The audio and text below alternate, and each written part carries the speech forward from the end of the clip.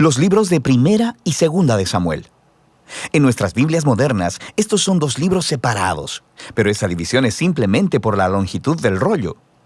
Originalmente fue escrito como una sola historia coherente. En este video hablaremos solo sobre Primera de Samuel.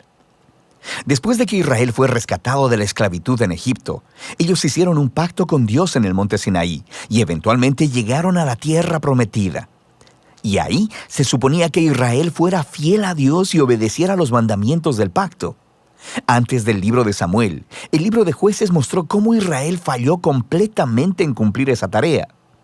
Fue un tiempo de caos moral y mostró la necesidad que tenía Israel de líderes sabios y fieles.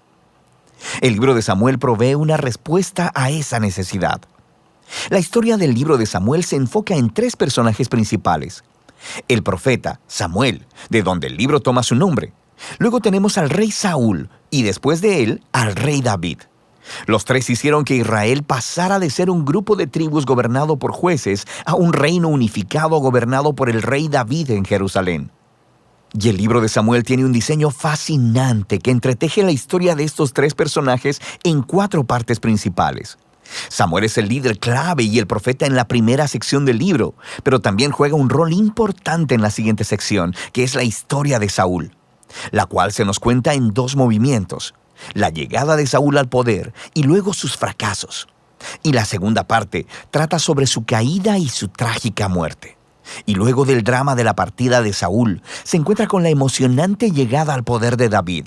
Y luego, la historia de David se nos cuenta en 2 movimientos.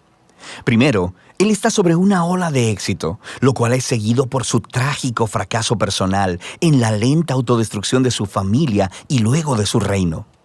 El libro concluye con un epílogo que reflexiona en toda la historia. Profundicemos y veamos cómo se desarrolla. La primera parte continúa describiendo el caos del libro de Jueces. Y se nos presenta una conmovedora historia acerca de una mujer llamada Ana. Y ella se lamenta porque nunca ha sido capaz de tener hijos. Y por gracia de Dios, ella finalmente tiene un hijo llamado Samuel. Y en su gozo, canta un asombroso poema en el capítulo 2. Y el poema trata de cómo Dios se opone al orgulloso y exalta al humilde. De cómo, a pesar de las tragedias y de la maldad humana, Dios está cumpliendo sus propósitos en la historia.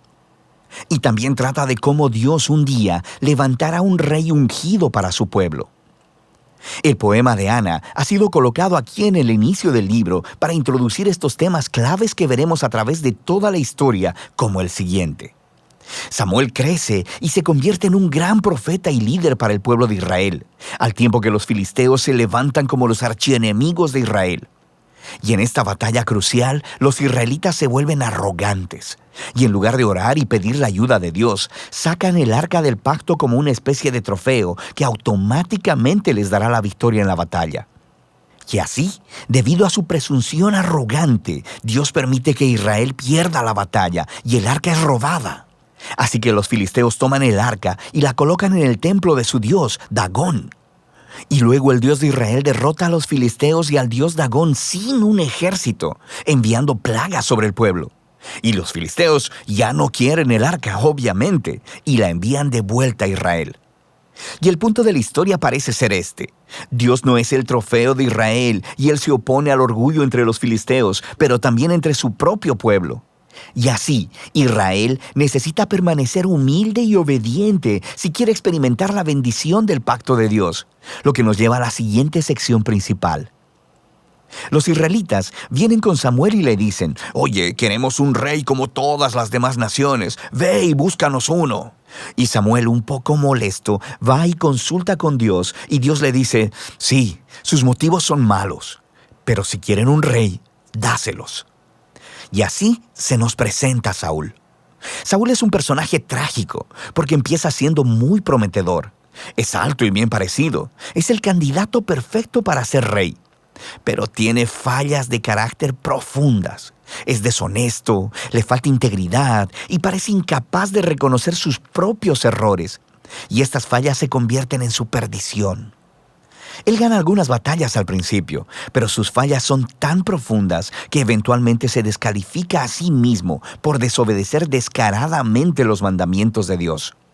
Así que el anciano Samuel confronta a Saúl y a Israel. Él le había advertido al pueblo de que solo serían beneficiados por un rey que fuera humilde y fiel a Dios. De otro modo, los reyes de Israel traerían la ruina. Así que le informa a Saúl que Dios levantará un nuevo rey para reemplazarlo. Y así comienza la caída de Saúl. Al mismo tiempo, Dios está trabajando detrás de escena para levantar a ese nuevo rey. Es un insignificante pastor joven llamado David. Es el candidato menos probable para ser rey. Pero la famosa historia de David y Goliat muestra que Dios no eligió a David por la posición de su familia, sino simplemente por su confianza radical y humilde en el Dios de Israel. De manera que esta historia encarna todos los temas del poema de Ana. Los orgullosos Saúl y Goliat son humillados, mientras que el humilde David es enaltecido. De aquí vemos a Saúl descender lentamente a la locura, mientras David llega al poder. David comienza a trabajar para Saúl como general, y está ganando todas las batallas, y también está ganando toda la fama. Y Saúl se pone celoso y empieza a perseguir a David, hostigándolo y tratando de asesinarlo.